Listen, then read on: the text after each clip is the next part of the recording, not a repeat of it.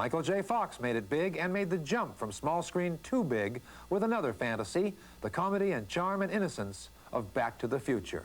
And our #1 film for the year, a hit from the moment it hit. And so was comedian Eddie Murphy. It was the outrageous humor and hunt of the one and only Beverly Hills Cop, the #1 film of 1985, which made our friends at Paramount the most excited studio in town. And now we're done. The Hollywood Top 10 for January and the Hollywood Top 10 for all of 1985. 20 films in all, and all in just 15 minutes. Our record. And as a final bonus, some dating advice from Dudley Moore. If you give extra kisses, you get bigger hugs. Thank you, Dudley. And with those well-chosen words, we wrap up the first edition of our Top 10 for 1986. Lots of movies ahead in the new year, and we'll be back, I promise. I also thank you one more time. Bill Harris in Hollywood. We'll talk again.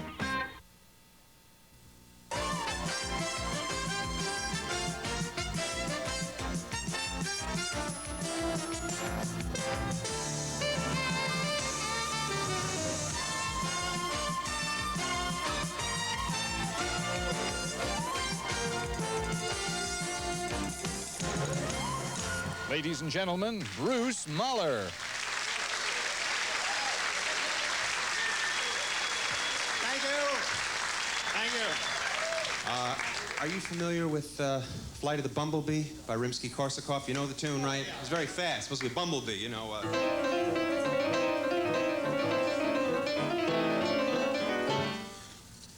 I put words to it.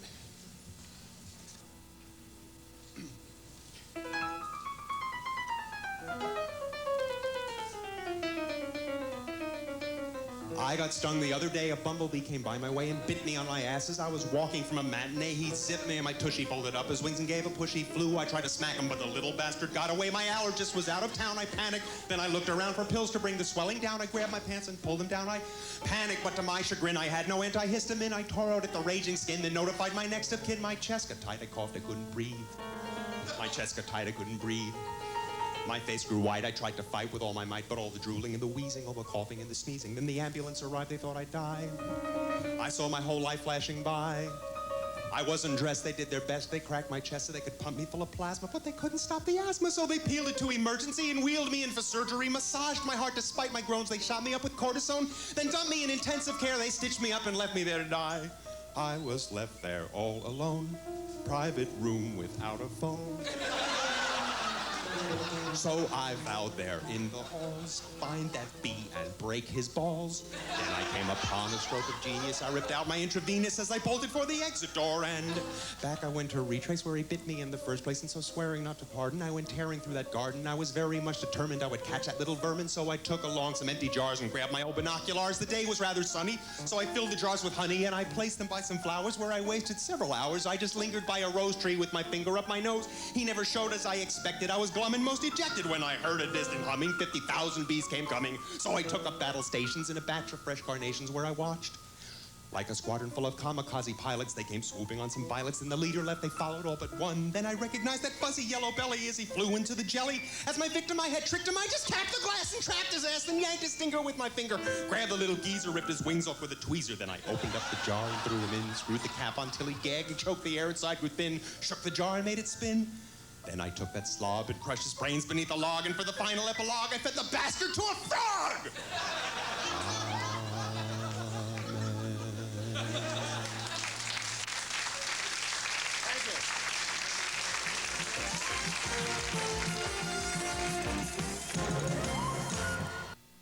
Are you ready to get hooked on a great night of laughter? We got a comedy act. We're a cinch. We'll be a riot. Where the punchlines just keep on coming? This will kill the people. And the general mood is quite flip? It's really exciting. Then get ready to yuck it up with the upper crust of the comedy world. What a way to cheapen a show. And reap the remarkable repartee of Showtime's Comedy Night. I'll kick you up on that. It all starts when Ed and Ralph play Laurel and Hardy Har Har. You're a riot. On the Honeymooners, the lost episodes. Then, Cliff's jilted fiance's still got a hold on him. Just kidding. On Brothers. Then, catch the craziest gags on the air. Let's see for ourselves. ourselves, huh? on the best of bizarre. Then the action heats up with a real grabber, the joy of sex. Now let's get to the funny stuff. Meaning, of course, the classic, original, and movie madness of Comedy Night. Wednesdays starting at 7, 6 Central, only on Showtime. Looking for a little more excitement? More adventure? More laughter in your life? Well, you're in luck, because Showtime's got it all for you in February, including one of the greatest epic adventures of all time. I'm not afraid. You will be. The fantasy. The spectacle. Everything's gonna be fine. Trust me. The danger. Your destiny lies with me, Skywalker. The Star Wars saga continues when Showtime presents The Empire Strikes Back. Chicks, can I hold this smoke? That's what it is. What it is the first meeting of the Breakfast Club after one day together. I don't want to be alone. You don't have to be. Their lives will never be the same. Matt Dillon discovers that if he plays his cards right, Jen, Phil. he could go from loser to legend in The Flamingo Kid. He challenged the odds and risked his life for what he believed in. He's out there all by himself, you know. Timothy Hutton, Turk 182.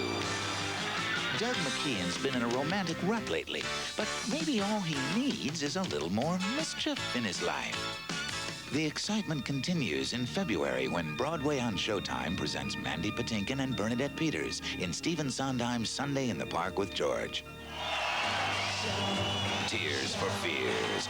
Breaking new ground in the music world is nothing unusual for one of the hottest groups in America today. Showtime brings you their 85 world tour in our music special Scenes from the Big Chair. Don't miss the excitement of Showtime's original series in February, including 4 new episodes of Robin Hood, starring Jason Connery. I get no respect, you know. The comedy's contagious, outrageous, a little racy, and a little flaky. So tune in for more Brothers and Bizarre, just for the fun of it. Watch for more surprises coming from the Cramden household. I don't know why it should come to you as any surprise. On The Honeymooners, the lost episodes. And don't forget Showtime's commitment to quality family entertainment during family time. So don't let the cold get you down. There's more great entertainment coming your way in February on Showtime.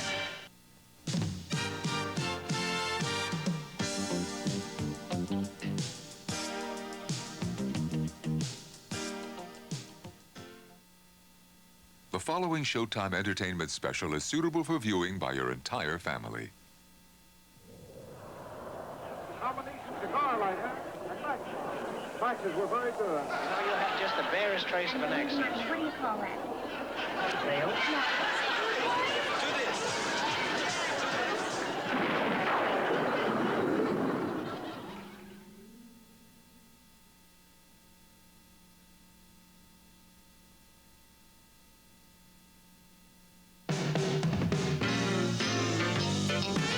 Live from Hollywood, it's the Garry Shandling Show, 25th anniversary special. Starring Garry Shandling. Join Garry and his guests, Donny Osmond, Senior Wences, Mr. Ed, Stan Can, and comedian Mark Goldstein, with Steve Toma and the How's My Hair Band. I'm Pete, and now, ladies and gentlemen, Garry Shandling.